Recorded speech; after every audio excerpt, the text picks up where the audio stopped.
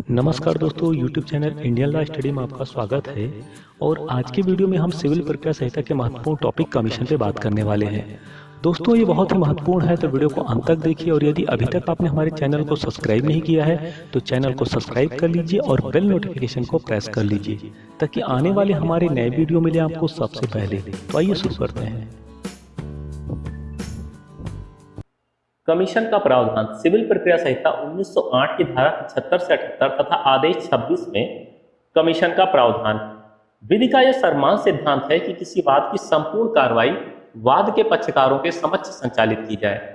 साक्षियों की साक्ष्य उनकी उपस्थिति में न्यायालय में लिया जाए, परंतु कई बार ऐसी परिस्थितियां होती हैं कि वाद के पक्षकार या साक्षी न्यायालय की पहुंच के बाहर होते हैं या उपस्थित होने में असमर्थ होते हैं, जैसे बीमारी या दुर्बलता के कारण न्यायालय के क्षेत्र अधिकार से बाहर होने या किसी अन्य कारण से न्यायालय में उपस्थित होने में असमर्थ होने आदि। ऐसे व्यक्तियों के लिए साक्ष्य के लिए सिविल प्रक्रिया संहिता 1908 के आदेश 26 तथा धारा 75 से 78 में कमीशन जारी करने के प्रावधान किए गए हैं।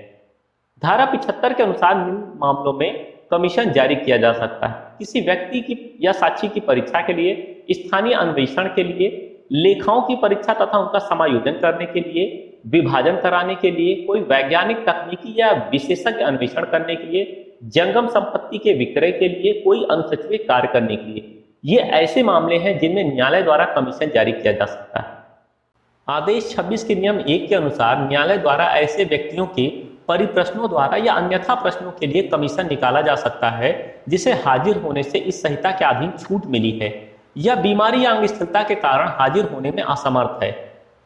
आदेश 26 के नियम 4 के अनुसार न्यायालय निम्न व्यक्तियों की परीक्षा के लिए कमीशन निकाल सकता है: जो कि उस न्यायालय की सीमाओं से परे रहता है, ऐसा व्यक्ति जो न्यायालय की सीमा को उस स्थिति से पूर्व छोड़ने वाला है जबकि उसकी परीक्षा की जानी है, सरकारी सेवा का ऐसा व्यक्ति जिसकी हाजिरी लोक सेवा का उपाय किए बिना नहीं हो सकती है, जिन व्यक्तियों को न्यायालय में स्वयं हाजिर होने के लिए विवश नहीं किया जा सकता है।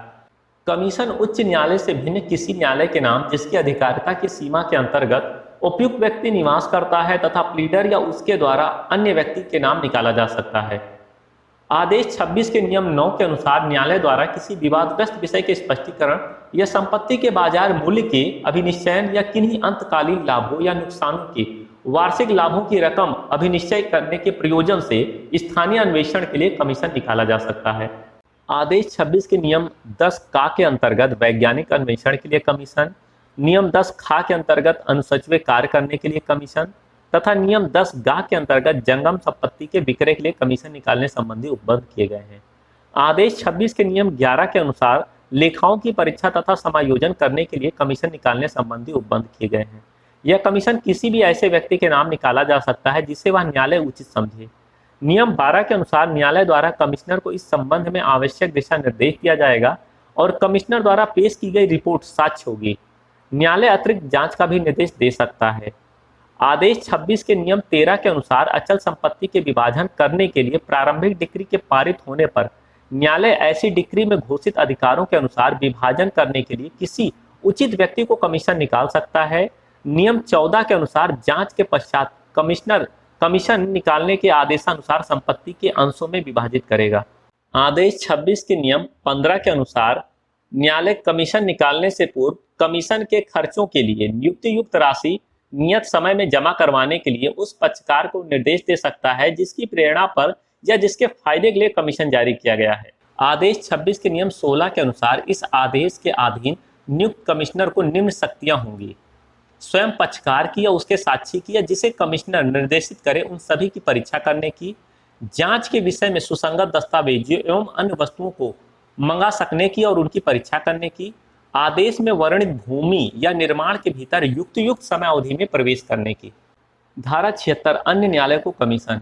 किसी व्यक्ति की परीक्षा करने के लिए कमीशन उस राज्य से जिसमें उसे निकालने वाला न्यायालय स्थित है भिन्न राज्य में स्थित किसी ऐसे न्यायालय को निकाला जा सकेगा जो उस स्थान में अधिकारिता रखता है जिसमें वह व्यक्ति निवास करता है जिसकी परीक्षा की जानी है। उपधारा 1 के अधीन किसी व्यक्ति की परीक्षा करने के लिए कमीशन को प्राप्त करने वाले हर न्यायालय इसके अनुसरण में उस व्यक्ति की परीक्षा करेगा या कराएगा, और जब कमीशन सम्यक रूप से निष्पादित किया गया है तब वह उसके अधीन लिए गए साक्ष्य सहित उस न्यायालय को लौटा दिया जाएगा जिसने उसे निकाला था। किंतु यदि कमीशन निकालने के आदेश द्वारा अन्यथा निर्दिष्ट किया गया है तो कमीशन ऐसे आदेश के निबंधों के अनुसार लौटाया जाएगा। धारा 77 कमीशन निकालने के बदले न्यायालय ऐसे व्यक्ति की परीक्षा करने के लिए अनुरोध पत्र निकाल सकेगा जो ऐसे स्थान में निवास करता है जो भारत के भीतर नहीं है। धारा 78 विदेशी न्यायालय द्वारा निकाले गए कमीशन के निष्पादन एवं लौटाए जाने के संबंध में उपबंध किए गए हैं। न्याय दृष्टांत कब कमीशन जारी करना उचित है? जब पक्षकारों के मध्य वादग्रस्त संपत्ति की पहचान का विवाद हो और अतिक्रमण का मामला हो, तब यह अपरिवर्तनीय नियम है कि कमिश्नर नियुक्त करके वादग्रस्त संपत्ति का माप करवाना चाहिए। इस संबंध में कपूरी देवी बनाम भागरी 1999 का मामला अवलोकनीय है। कब कमीशन जारी करना उचित नहीं है?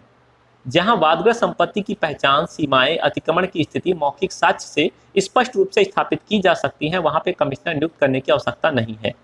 हरिशंकर बनाम श्रीलाल 1993 के मामले में विवादित बिंदु साक्ष्य द्वारा तय किया जाना अपेक्षित हो, वहां कमिश्नर नियुक्त नहीं किया जा सकता। स्वप्रेरणा से कमिश्नर की नियुक्ति न्यायालय उचित मामले में किसी पक्षकार के आवेदन के बिना भी स्वप्रेरणा से कमिश्नर नियुक्त कर सकता है। इस संबंध में हरिचरण बनाम घनश्याम दास 1988, चुन्नीलाल बनाम सुंदरलाल 1983, जसवंत बनाम दीनदयाल 2011 का मामला अवलोकनीय है। आशा करते हैं दोस्तों आपको ये हमारा वीडियो पसंद आया होगा। यदि वीडियो पसंद आया तो लाइक करें, शेयर करें और कमेंट करें। और यदि अभी तक आपने हमारे चैनल को सब्सक्राइब नहीं किया है तो चैनल को सब्सक्राइब कर लीजिए और बेल नोटिफिकेशन को प्रेस कर लीजिए ताकि आने वाले हमारे नए वीडियो मिले आपको सबसे पहले। तो मिलते हैं एक नए वीडियो में, तब तक के लिए नमस्कार।